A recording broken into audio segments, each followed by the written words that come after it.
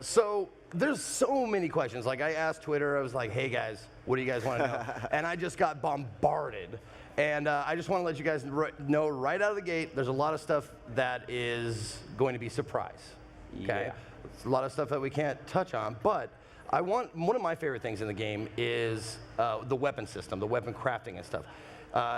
Is there like I'm sure there's going to be that's going to be in the game, but can you tell us if there's going to be like some new stuff? Well, there'll be a lot of new weapons in Okay. the game. For sure, the weapon crafting will be a bit reworked because we changed the combat in Dying Light 2 into the way it's more tactical, the way it's more giving you more satisfaction in certain bits, certain moments. So the weapon crafting fills the gap, and it creates a lot of emergent situations that create those satisfaction moments. Yeah, it will be more complicated and more complex, so I guarantee you won't be disappointed. Very cool, very cool. One of the things that I really like about, or I like about video games in general, is the difficulty. In the beginning, when I first started the first game, it was just run, run, run, run. Can you speak to like the gameplay arc with this? Because it seems like he might start out like a badass, but am I wrong about that? I can't tell you too much about that. Okay. The thing is that Aiden Caldwell is entering the city at the beginning of the game, almost at the beginning of the game. So Okay. he's not from the very beginning in the city, and he's not infected from the very beginning. So it probably covers some of the answers. Okay, okay. Like I said, totally fine if you can't say stuff, but I have to ask these questions. Yeah. The hard-hitting, journalistic questions. Co-op, question mark? There will be co-op. So Okay. you can play entire campaign, entire story from the beginning till the very end with your friends. It's up to 4-player co-op like in the first game. Some of the new elements will be introduced very soon about the co-op and about the multiplayer elements of the game, but right now it's confirmation that the co-op is there.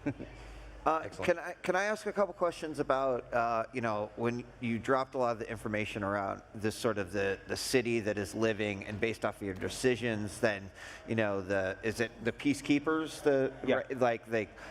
they could react differently to you or what is happening or saving a citizen, et cetera. I'm curious if you can talk at all about how this new character Aiden now and what arguably has to be an interesting thing within this world to be infected and keeping that a secret, et cetera. Is that also going to be playing into like some of the decisions and how people or different organizations might be reacting to me in the game? Yeah, it plays a pretty big role. One of the big pushes with Dying Light 2 was to sort of like really focus on choice and consequences. And like, working on like RPG games in the past, it's really easy to do that with like human interactions. Right, right. But what's really impressed me about Dying Light 2 is the sheer amount of environmental reactivity that may occur as a result of your actions in the game. And really, when I saw the first few examples of it, I'm like, Adrian, you gotta be freaking kidding me. He's like, no, wait, watch this. It's really empowering for a player. Yeah, I mean, that is exciting overall too, because it means that when Zeke plays and I play and we start talking about it, it's like, well, no, wait a second, that didn't happen. It's like, well, I made these decisions, and to me as a player, that is also interesting because I tend to be a good player on the side of like maybe chaotic good, but more good. And when you get put up with those even more difficult decisions and you don't know what effect that will have, like on the ripples on the world, that's super exciting to. Yeah, one of the big goals is actually how the players sort of like discuss their experiences and how their gameplay has been different in each playthrough, and then share it online and talk with each other and share their experiences. That was also a big part of it. Yeah. And when you talk, like you actually mentioned each playthrough, can you talk about like the replayability factor? Yeah, you can finish the game without seeing 50% of the content even. So really, when you play again, speedrunners, are you listening? That's a challenge. So the cool thing is like when you're playing again, you know the consequences based on your previous choices. So now you can turn left, turn right, and play it differently, and the world will look different. So it's a super exciting motivation for playing this game again, especially if this is the action game, and a lot of choices have the tremendous influence into the game world. So the scale of the consequences is super high. Sometimes it's really like like from movies, like disaster movies with 2012 or something like that. Like apocalyptic I choices. like this. choices. I like the sound So of if this. you play it differently, you're gonna see different things. So it's very much connected with Dying Light. DNA. Will we as players know the weight as we're making some of these decisions, or? Yeah, actually, the way the choices are framed, it's always fair to the player to let them know what the stakes are. But then Sometimes, we I put guess, yeah, you it know? kind of helps. But then we dump a crap load of pressure on the player at the moment when they make the decision. So you know what the stakes are. You've got limited time to decide, and there are pluses and minuses to each one. But we want players to be able to make those difficult decisions, and then also be see the results of those in the game world. Awesome. Yeah, but the thing is that we were working a lot on those choices to make sure that we won't lose the DNA of Dying Light 1. And it's for sure the action game. So this thinking aspect, what to pick, the A or B or C or D, it's not like in strategical game where you really need to think a lot.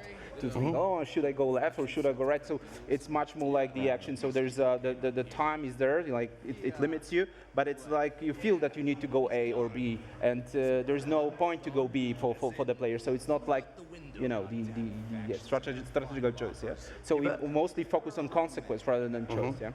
Well, I'm super happy to hear you say that because I've played a lot of adventure games, action games, or whatever with a story, and it's always so frustrating when choices don't matter, And I'm glad to hear you say shit will change if you make these choices.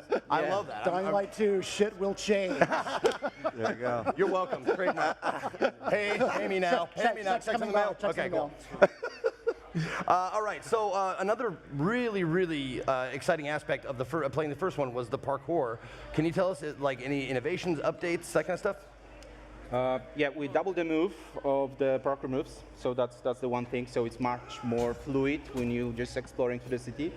We introduced last year the. I'm sorry. When you say double the move, what do you mean by that? The speed animations when you interact with environment. Okay. And we introduced last year something called the parkour puzzles. So there are certain puzzles, where you really need to look at your stamina and measure it, find the road, find the place that you want to rest. I love that. And there's a lot of those kind of things. And in the demo we've created for the show, we also introduced something like improving your avatar. So it's not only about skills that you can unlock for having new moves or be more efficient in moving. You also have some tools. Yeah. So you are upgrading your avatar. You have your tools on your body. You have a new grappling hook, which is really great. You can. That was one of the questions. Ask him about the grappling hook. Yeah, it's not just for moving through the city. It could be used in a combat in any different cases. Yeah. Now, you said something about the parkour.